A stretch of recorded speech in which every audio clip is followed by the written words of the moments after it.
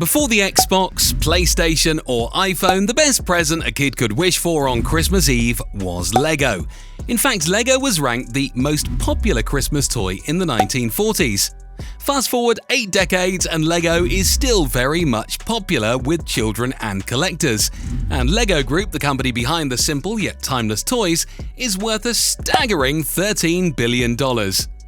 But did you know that Lego was once a humble carpentry shop in Denmark? Here's Lego's amazing story, from its rise from humble beginnings to its decline and eventual recovery to become the multi-billion-dollar business it is today. Liked and subscribed yet?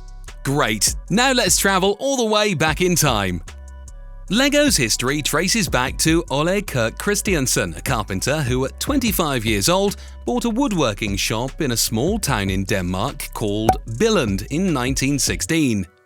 By this time, the store had been in existence for about 20 years, had a couple of apprentices on its payroll, and mainly dealt in furniture like stepladders and ironing boards. However, only 8 years after acquiring the shop, it burnt down.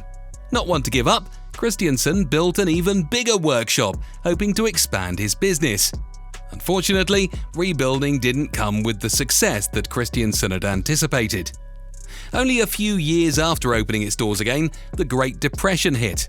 This meant people didn't have money to spend on things like furniture, and so, for the most part, Christiansen found himself working on small projects, which, too, were not plenty. With time on his hands and desperate to attract more customers, he started creating miniature design aids for his products. Then, he came up with a brilliant idea. Why not make these miniature products and sell them as toys? And so, in 1932, Christiansen started making different kinds of wooden toys to sell. But since people didn't have money, selling toys wasn't enough to sustain his business, and he continued making furniture alongside the toys. His son, Kirk Christiansen, would quickly join his father in the business. But it wasn't until 1934 that the Lego brand name, a contraction of the Danish phrase 𝐬𝐿𝐫𝐫𝐢, which coincidentally also loosens to translate to I assemble in Latin, came into being. Chapter 2. The invention of Lego bricks. Plastic wasn't really available in the early 1920s and 30s, especially in Denmark. However, things started changing after the Second World War, and plastic became pretty common. And in 1947, Lego would go on to buy its very first plastic injection molding machine, becoming one of the first companies in Denmark to do so. 2 years later, the company started producing an early version of what we now know as Lego bricks and called them automatic binding bricks. Automatic binding bricks featured round interlocking studs on the top and hollow tubes on the rectangular bottom. Now, the idea of interlocking bricks wasn't new at this point. Hilary Page, an early toy maker, had already developed the idea in 1944 through his company, Kiddicraft.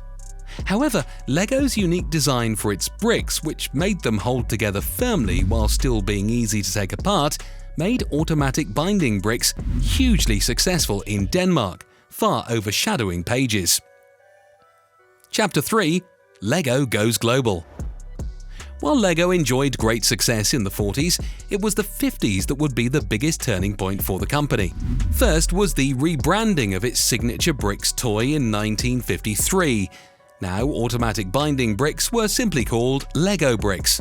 Kirk Christiansen, Ole Kirk's son, even patented the unique interlocking stud and tube system to deter competition.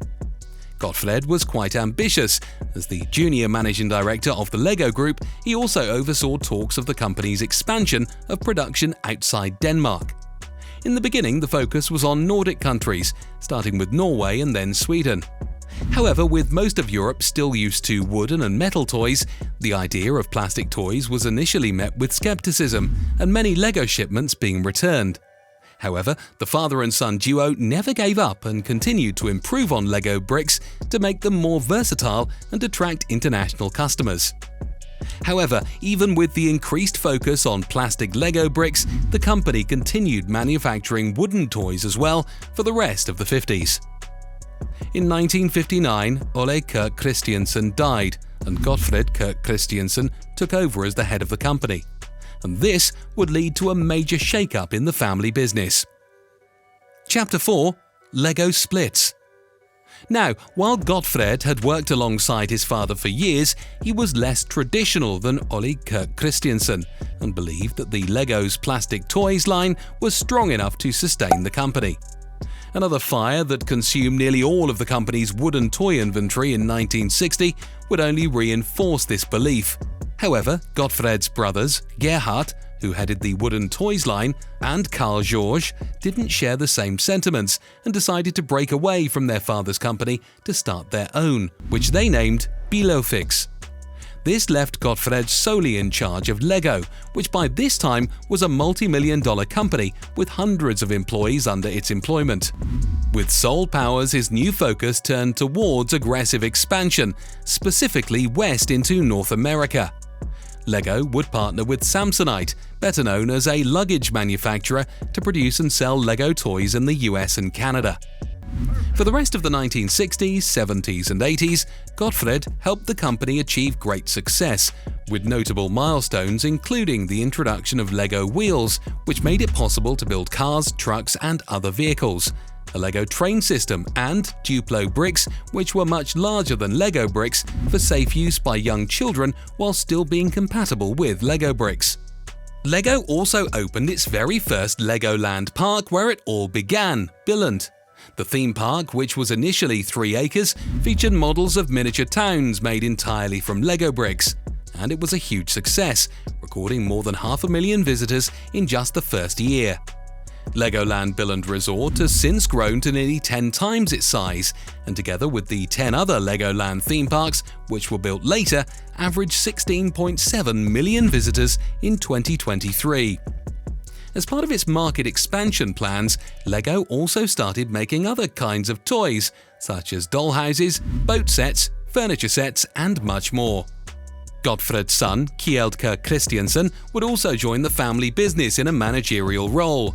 Kjeld, like his father and grandfather before him, was innovative and would help keep the company abreast with the times for the next couple of decades, at least until 1992.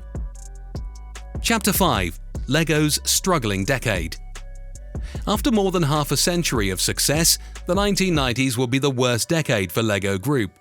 Competition had increased now that there were more toys and varieties in the market. The world was also going digital, and the company just wasn't innovating fast enough to keep up with the rapidly changing market. These external issues, along with the company's rapid overexpansion, greatly affected revenue and profits. With the situation getting dire, LEGO laid off most of its designers in favor of 3D designers. However, these designers, while skilled, didn't quite understand LEGO building like their predecessors, and the move only made things worse for the already ailing toy maker.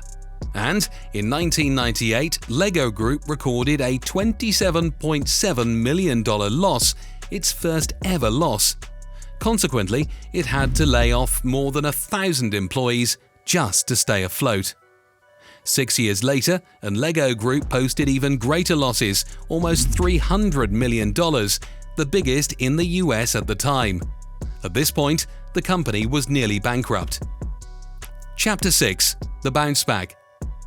Faced with the imminent threat of closing down, LEGO Group knew that it not only had to figure out how to recapture the market, but also scale down significantly. So, it cut down its global workforce by more than half, moved manufacturing to Mexico, and its distribution to the Czech Republic. This significantly reduced operating expenses.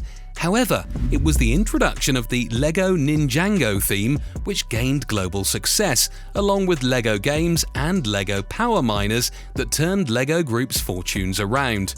And in 2009, the company recorded a staggering DKK 2,204 million in profits, which is about $326 million today.